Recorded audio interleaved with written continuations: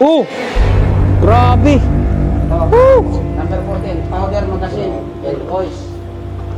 Yan. Wow. Sabihin, yung mga pulbura. Ah, dyan lahat. Ah, ito, mga ponyo. Grabe yung panikik. Dami.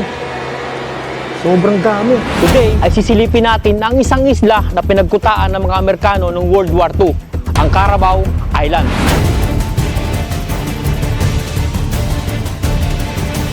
Ingatan din pala natin yung ahas, no? Tara. Delikado. Sobrang dami. Whew.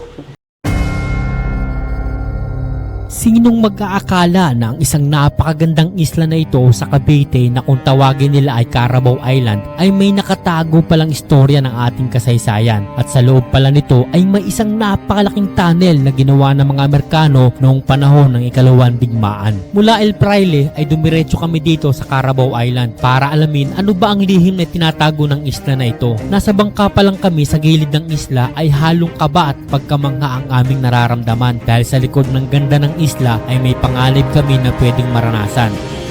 Pero sa tunnel, ano yung mga pwedeng maging mapanganib na maano natin sa loob ng tunnel? Ingat lang tayo sa ahas. Tapos may mga paksol, ingat rin tayo habang naglalakad tayo kasi maraming mga butas sa ilalim. Ah, ganon? Oo, pag hindi mo makita, may posibilidad mahulog ka.